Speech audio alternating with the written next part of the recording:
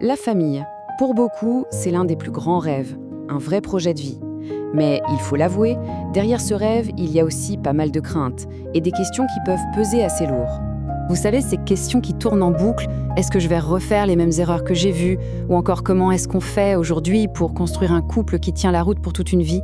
Et est-ce que je serai un bon parent plus tard? Ce sont des questions profondes qui touchent vraiment au cœur de nos désirs. Et c'est là qu'on remarque un décalage assez frappant. Notre culture nous parle tout le temps d'amour, de passion, de sentiments, mais les textes qui sont à la base de cette réflexion, eux, ils insistent sur des fondations bien différentes. L'engagement, le pardon, la responsabilité. Des mots peut-être un peu moins sexy, mais tellement essentiels. En fait, l'idée de fond, c'est que l'amour romantique n'a pas été créé pour être laissé à lui-même, au gré du vent et des émotions. Non, une structure a été pensée pour le protéger, pour le nourrir, pour l'aider à grandir. Et cette structure, c'est la famille. Alors, plongeons tout de suite dans le premier pilier de cette architecture, le couple. Et on va le voir ici, pas juste comme une émotion, mais comme une véritable alliance. Tout part de ce verset très connu de la Genèse, mais ce n'est pas juste une jolie phrase poétique. En réalité, ça décrit un plan d'action très concret, en 3 étapes, pour construire un couple qui dure. Et voici ces 3 mouvements. D'abord, quitter. Attention, ça ne veut pas dire renier sa famille, mais bien de créer une nouvelle unité qui devient la priorité. Le couple devient le nouveau centre de gravité. Ensuite, s'attacher, qui est vraiment le cœur de l'engagement. Et enfin, devenir un, une fusion qui va beaucoup plus loin que de simplement vivre sous le même toit. Ce verbe « s'attacher », c'est vraiment le moteur de l'alliance. C'est une décision consciente qu'on renouvelle jour après jour. C'est ce qui fait passer de « je t'aime bien quand tout va bien » à « je choisis de rester et de construire avec toi même quand c'est dur ». C'est un amour qui agit. Et cette idée est magnifiquement résumée ici. Le mariage, ce n'est pas la ligne d'arrivée pour 2 personnes qui auraient tout juste. C'est en fait le point de départ pour 2 individus imparfaits, qui sont d'accord pour que Dieu les transforme, ensemble, l'un à travers l'autre. Allez, on passe au 2e pilier, le rôle de parent. Et là encore, le but, c'est pas d'être parfait. Le but, c'est de chercher à refléter quelque chose du cœur de Dieu. Comment? En trouvant le bon équilibre entre l'amour, le cadre et l'exemple. Ce verset du livre des Éphésiens donne vraiment le ton. Ça commence par un avertissement.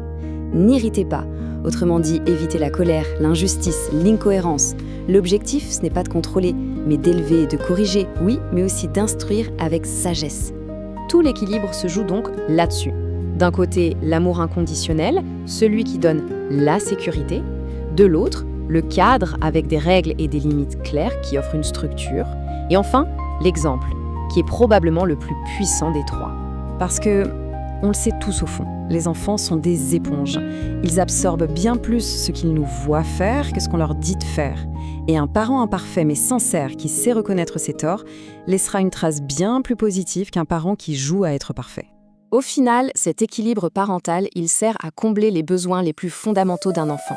Se sentir en sécurité, être encouragé, voir de la cohérence entre les paroles et les actes. Et par-dessus tout, voir une foi qui est authentique, qui se vit au quotidien à la maison. Passons maintenant au 3e rôle, celui de l'enfant. Le mot-clé ici, c'est honorer.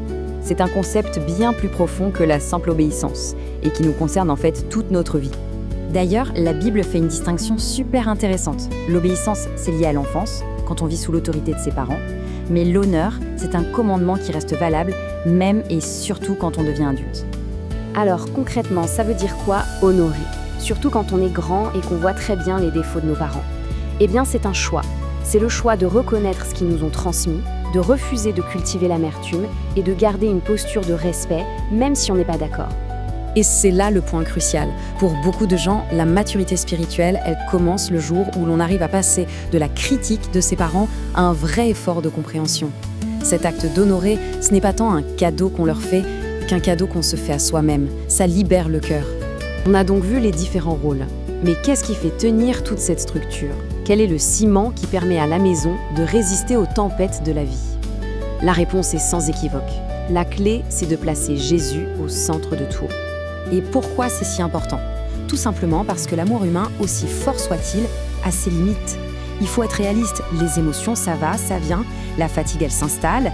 Et les blessures, qu'elles soient anciennes ou récentes, peuvent tout fragiliser. Ce verset du psaume 127 est une image incroyable. Construire une famille, c'est comme construire une maison. On peut avoir les plus beaux plans du monde, les meilleurs matériaux, Mais si le grand architecte n'est pas aux commandes pour poser les fondations, tout le travail risque de ne servir à rien. Et tout ça nous amène à une définition qui est, je trouve, incroyablement libératrice. Une famille chrétienne solide, ce n'est pas une famille parfaite, sans problème, non.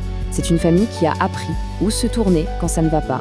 C'est une famille qui sans cesse choisit de revenir vers Dieu pour trouver la grâce, le pardon et la force de recommencer.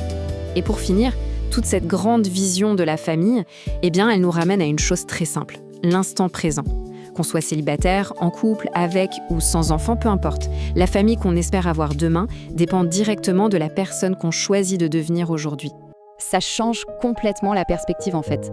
Plutôt que de se demander passivement avec qui vais-je construire ma famille, la question devient beaucoup plus active. Quel genre de cœur est-ce que je suis en train de cultiver? Quelle est ma capacité à aimer, à pardonner, à m'engager là, maintenant? On termine donc avec cette question. Qui est pour chacun de nous? Une question qui n'appelle pas une réponse toute faite, mais qui est là pour nous faire réfléchir. Parce qu'au fond, la question la plus importante n'est peut-être pas de savoir à quoi ressemblera notre famille, mais plutôt, quel cœur allons-nous y apporter ?